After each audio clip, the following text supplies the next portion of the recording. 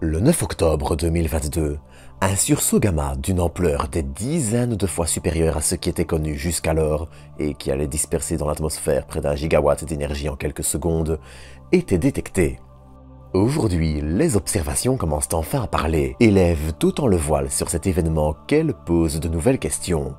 Dans cette vidéo, je vous propose donc de revenir ensemble sur ce qui est probablement l'explosion la plus puissante jamais enregistrée à travers l'un des phénomènes les plus violents de notre univers. Mais avant de pleinement commencer, je tenais à vous inviter à vous abonner si vous ne l'êtes pas encore, ainsi qu'à liker, commenter et partager cet épisode. Sur ce, je vous retrouve tout de suite pour une nouvelle dose d'espace.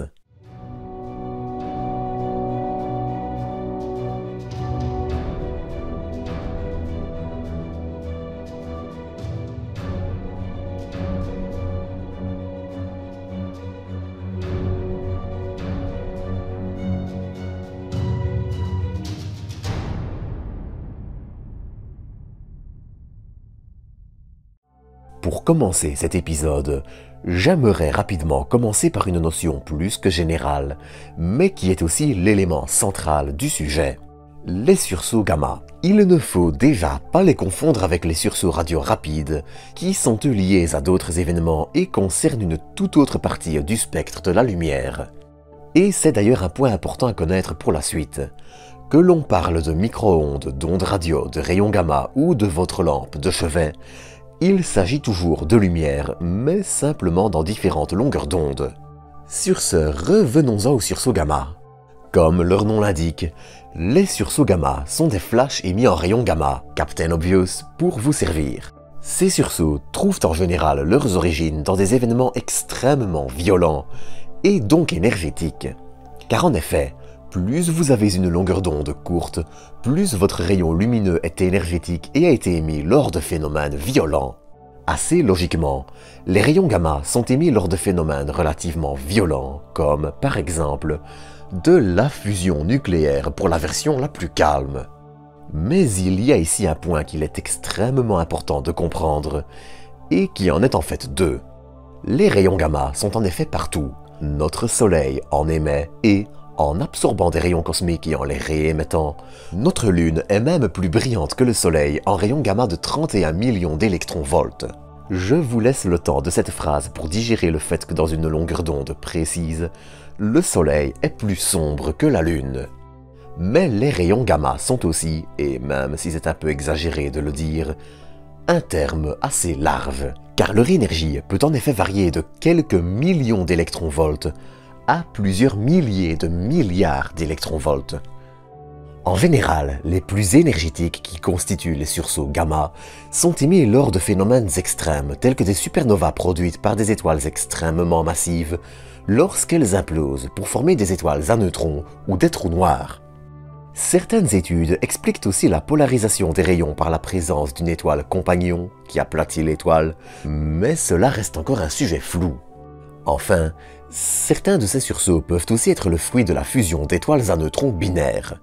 En général, on distingue trois types de sursauts gamma. Les courts, qui durent moins de 2 secondes et sont probablement le fruit d'étoiles à neutrons, et les longs, dont la durée est supérieure à 2 secondes, et qui représentent 70% de ceux observés. Mais il existe encore une troisième classe, les ultralongs, qui dépassent eux les 10 000 secondes et qui sont en général le fruit d'implosions de supergéantes bleues ou de création de magnétars, un type d'étoile à neutrons. Mais les sursauts gamma ultralongs sont encore mal connus et restent un terrain relativement flou.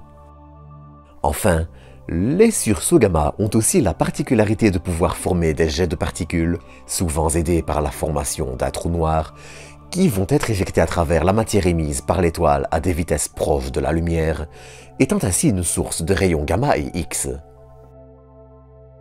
Notez aussi que ces événements peuvent être accompagnés de lumière visible, UV, infrarouge et j'en passe, mais que ceci reste minoritaire.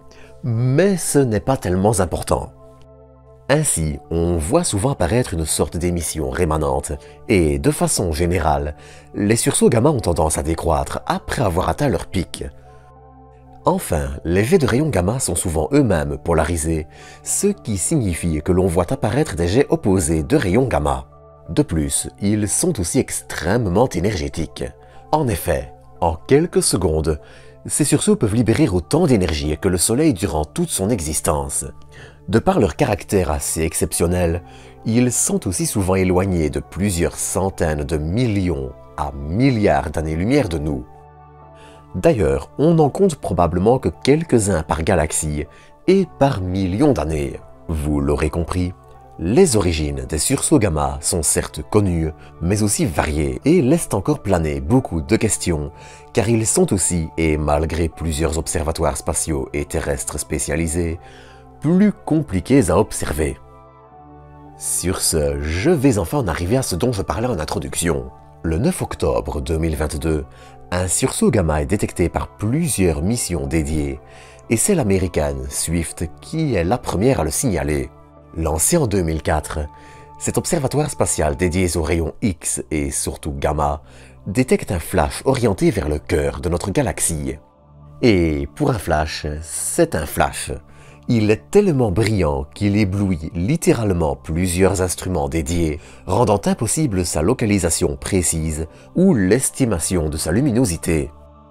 Le sauveteur, ce fut l'observatoire spatial Fermi, dont les données permirent de reconstruire une estimation assez précise de sa luminosité. Celle-ci s'avérera simplement près de 50 fois supérieure à ce qui avait été observé jusqu'alors, le plus puissant connu étant alors 130427A, en rouge à gauche. Le sursaut, baptisé 221009A, a ainsi gagné le surnom de BOAT pour Brightest of All Time, et c'est là que la coïncidence avec le jour de sortie de l'épisode s'arrête, et fut tant observé par des observatoires spatiaux que terrestres, qu'ils soient européens, américains ou encore chinois.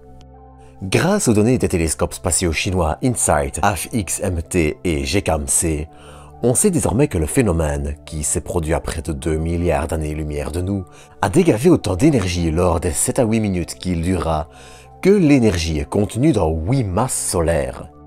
Et on parle ici d'une transformation de matière en énergie bien plus efficace que la simple vie normale du Soleil. De plus, la rémanence, qui passa d'un déclin lent à rapide, semble indiquer que le rayon était pointé, grosso modo, dans notre direction, ce qui fut une merveilleuse chance pour observer un phénomène dont on estime la régularité à 1 tous les 10 000 ans. Notez aussi que si de tels rayons très proches de la Terre venaient à se produire, cela pourrait être dangereux, mais qu'avec les distances qui sont en général en jeu, ce n'est pas vraiment un problème pour nous.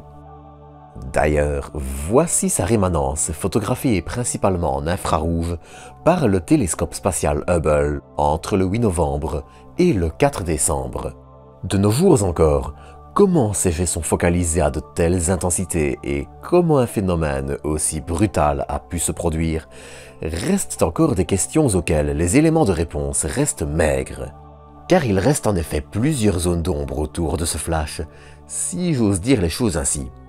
Déjà, ce jet est extrêmement bien focalisé, ce qui fait que 25 années de recherche et de modèles qui avaient jusqu'à présent bien fonctionné ont du mal à l'expliquer.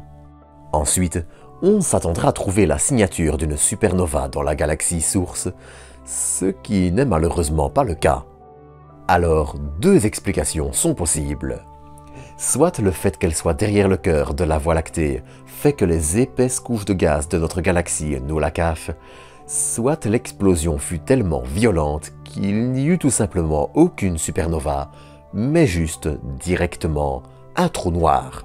Pour rappel, une supernova est le fruit de l'effondrement sur elle-même d'une étoile, puis d'un rebond de ses couches externes de gaz, et est un phénomène généralement extrêmement lumineux. C'est d'ailleurs pour ça qu'elles peuvent être visibles même dans d'autres galaxies lointaines. Mais ce type de phénomène peut aussi nous en apprendre plus sur notre galaxie.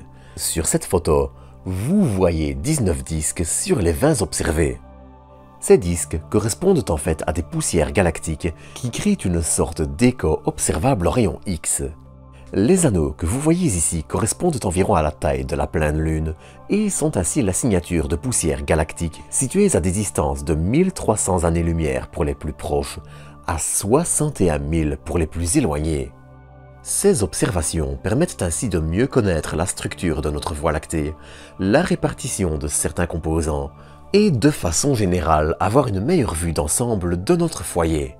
Si 7 autres sursauts avaient déjà permis d'observer ce genre de disque, créé par une sorte d'écho venant des poussières, ce sursaut-ci permit de tripler le record de disque grâce à sa bonne orientation et sa puissance. Enfin, ces sursauts peuvent aussi aider à mieux comprendre comment se forment et évoluent les trous noirs et, comme je le disais, comment notre galaxie est organisée.